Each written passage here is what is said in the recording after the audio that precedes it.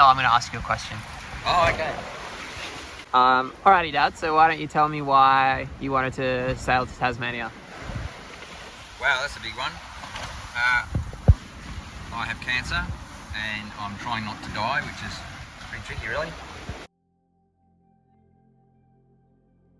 Before I was born, my dad, Mark, dreamed of a life at sea.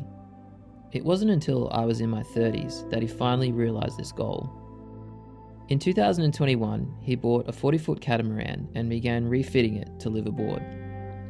Less than a year later, he was diagnosed with non-Hodgkin's lymphoma, a form of blood cancer.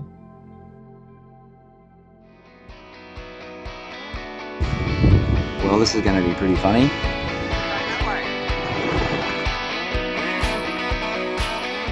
Dad wasn't about to let his diagnosis stop him. With his wife Julie, he set off on a 3-year nautical adventure along the east coast of Australia, determined to make the most of whatever time he had left. Oh, shit. Well, that's bad.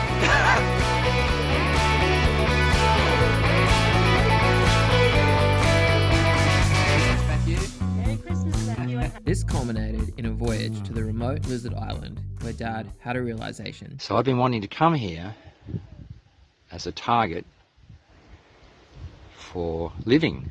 So to those who have helped me, thank you very much. And to those who are going through cancer, don't give up. You can live.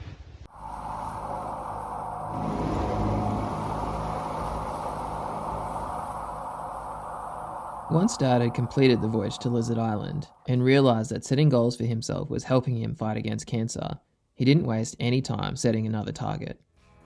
Tasmania. Well, hello fellow cruisers.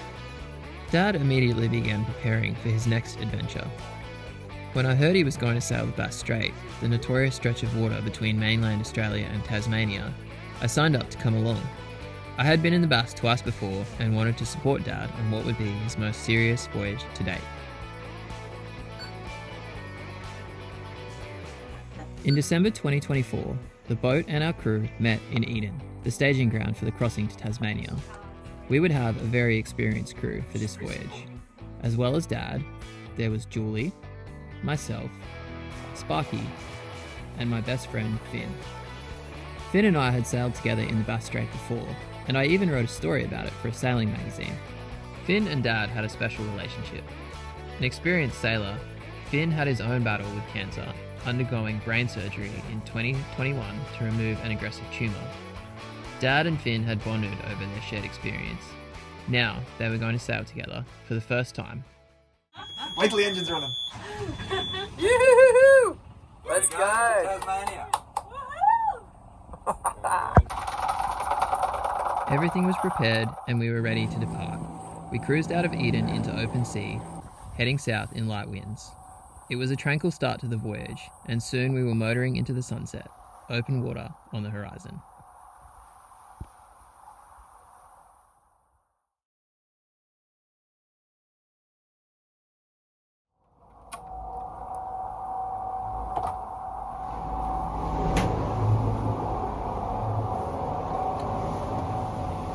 Give me a wave, Julie.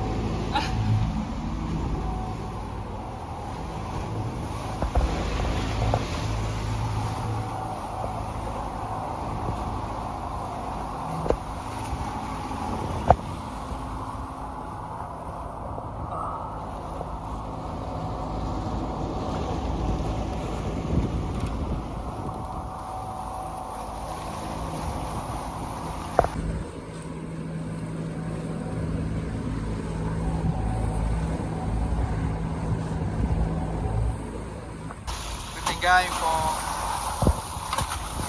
22 hours, done about 120 miles, like this. Riveting.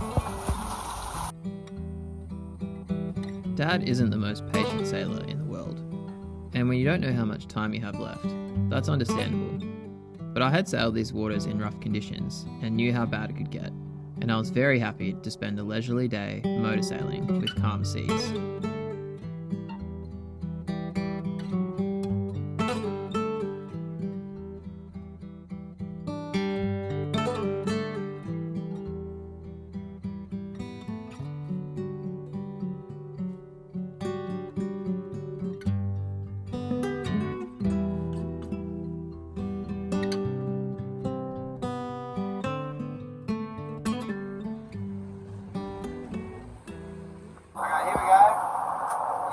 excited. We've got boat speed over 7 knots, touching on 8. Speed over ground over 7 knots. There is much excitement. Matthew's managed to turn the boat a bit further south. Down to, so we don't run into Flinders Island because that would be bad. Made a credit. Soon we'll be hiking along. You. Get a weather update very shortly and we'll all be very happy.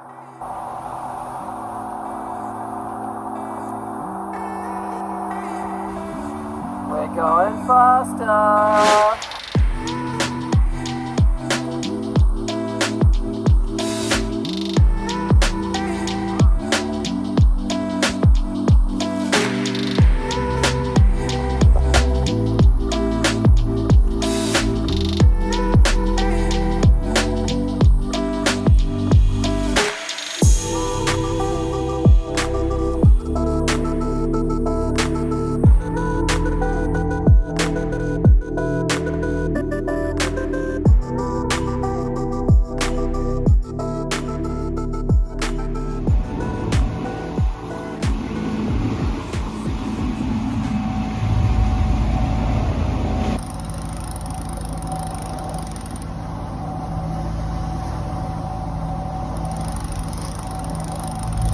Check out that moon. How good is that for company?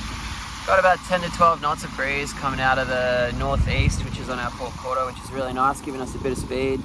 We are just running the one motor, which is nice. We had them both off for a little while there, but we were losing a little bit of speed and we're on a bit of a deadline with the weather coming in the next couple of days, so we're kind of making a bit of time up there. And that is a pair of good looking sails, if I do say so myself.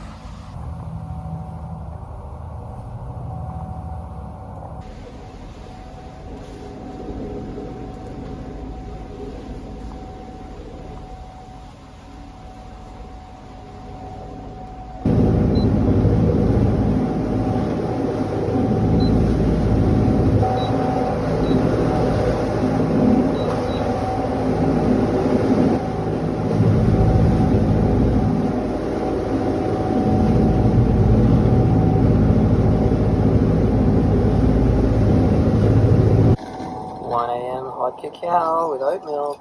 How good is that? Figured out a long time ago at sea that if I drink coffee on night watches, it plays hell with your sleep and then you don't sleep and then you get exhausted and then you make bad decisions. So no caffeine in the nighttime, even though that's exactly what my body is telling me it wants right now. Okay, so I might not have been telling the truth. Cacao actually has a tiny bit of caffeine in it.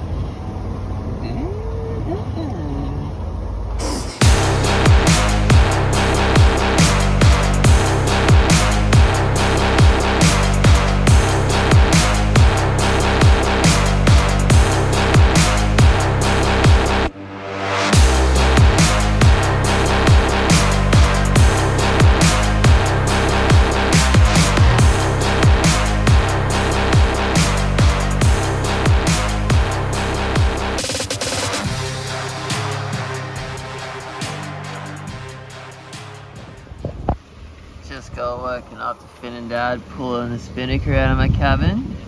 Very exciting.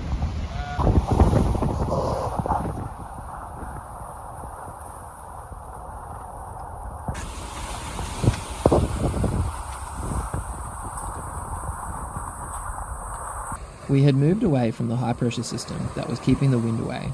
We were sailing at a good pace towards Tasmania and spirits were high. This was what we had all been hoping for.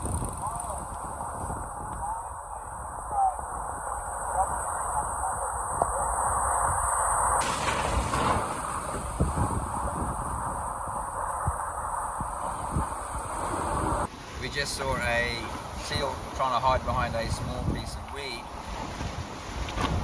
That wasn't working because we could clearly see the seal. Ah, some albatross. I ran into birds there, pretty amazing. Heaps of dolphins. Sparky Dog is our unofficial dolphin watch. He runs around barking and sooking when he sees one.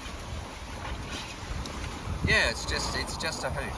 You know, I just love being on the ocean and we're nowhere near land. We can't even see it, and it's just brilliant. I was at home and I couldn't work anymore.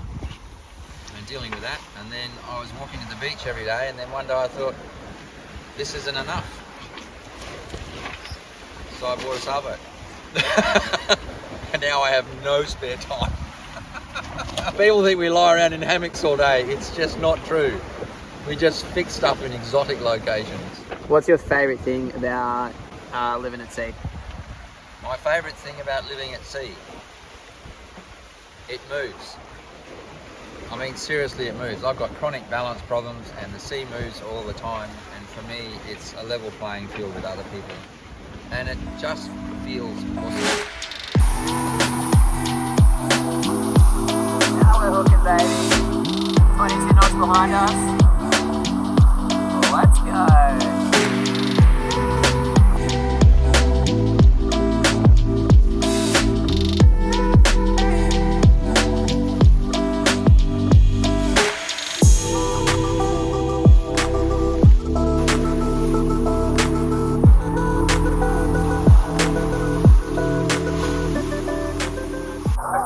Just as it started above 25 knots, and we were doing, what were we doing? 12 downwind. 12 downwind. Yeah. Then we put the screecher up. We came up to 30s, consistently at like 29, 30. We squeezed 15 knots out of the boat. Yes, we did. Pretty good. Coming down the face of a wave. You know what I call that? Call that. Pretty good day, bro.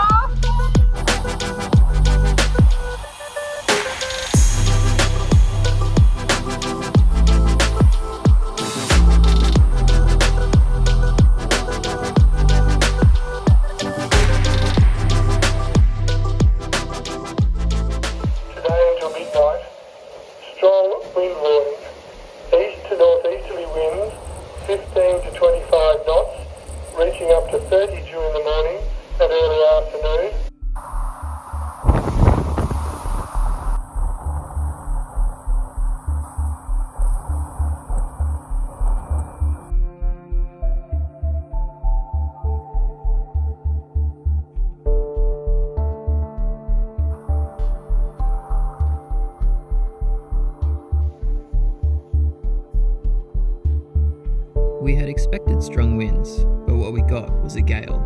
For the rest of the day, we were battered by consistent 30 to 40 knot winds. It was a serious weather system to sail through, even with the wind behind us. 2 weeks later, during the Sydney to Hobart yacht race, 2 experienced sailors would die in similar conditions.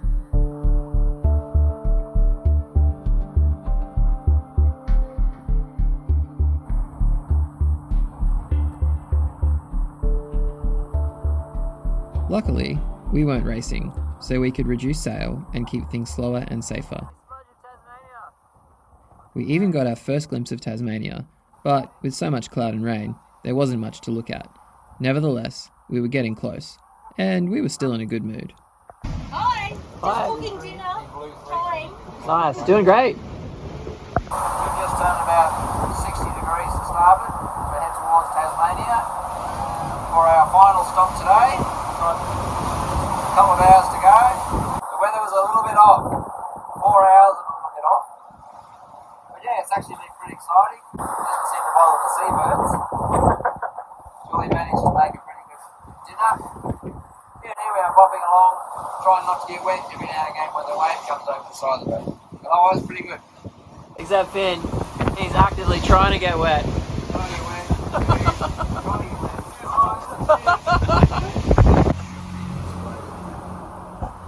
Coming into unfamiliar harbours in the dark. Around 10 p.m. that evening, we finally started to escape the weather, and a couple of hours later we arrived in Orford Bay, Tasmania, to find still waters and a safe anchorage.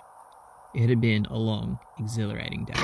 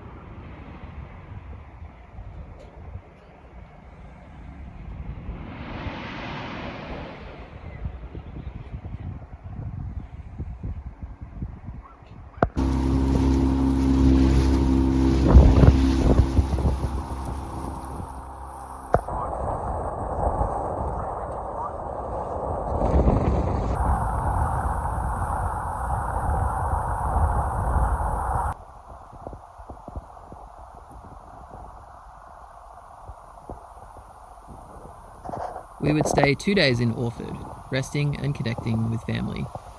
My brother Josh and his family had driven their van down from Queensland, and it was a special treat to be able to spend this time all together as a family.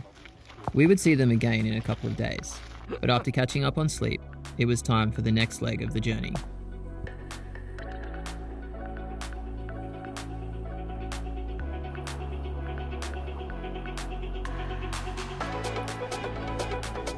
We headed south, through Marion Narrows, and then through the Denison Canal. We passed into Dunalley Bay with 15-knot winds behind us and flat water ahead. It was time to go sailing.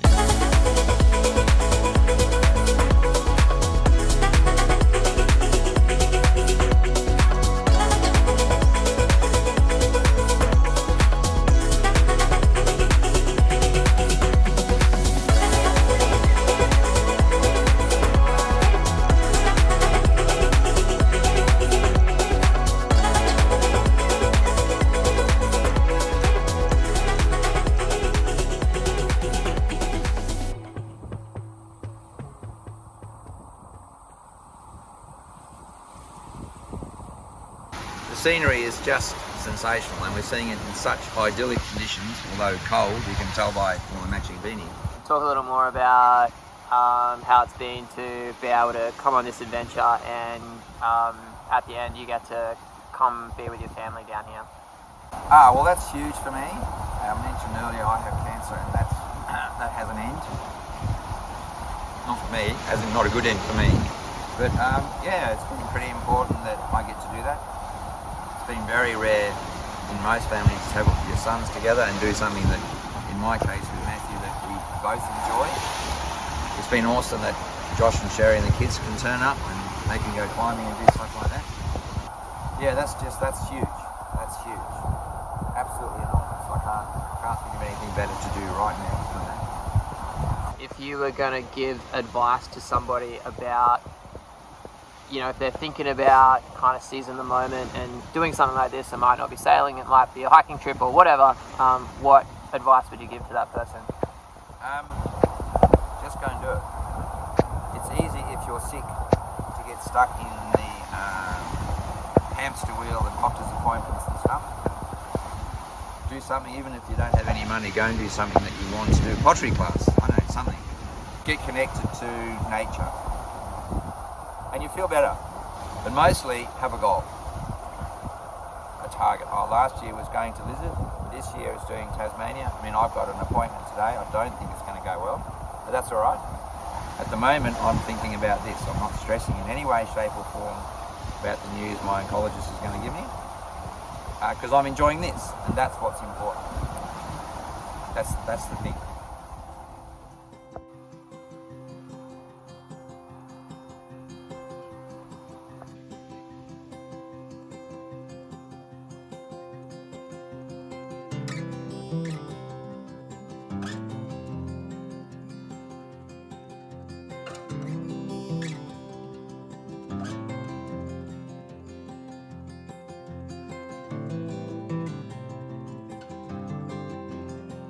After an incredible sail across Dunalley Bay and then Storm Bay, we spent 2 days at Oyster Bay, about a half-day cruise south of Hobart.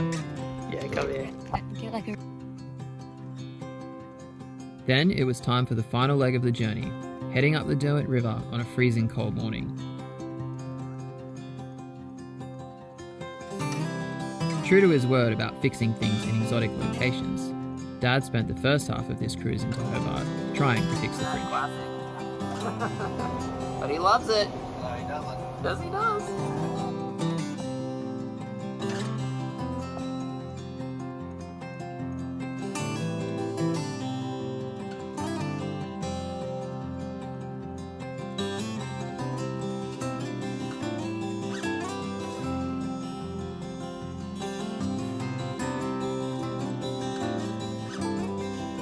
The fridge had seen its last voyage, but the rest of us had made it to Tasmania intact, and just in time for Christmas.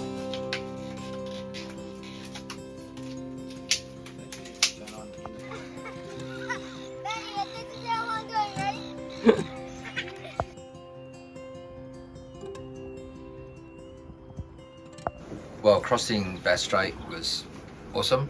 The buzz what you get when the land disappears and you're just out on the ocean and there's nothing is just brilliant.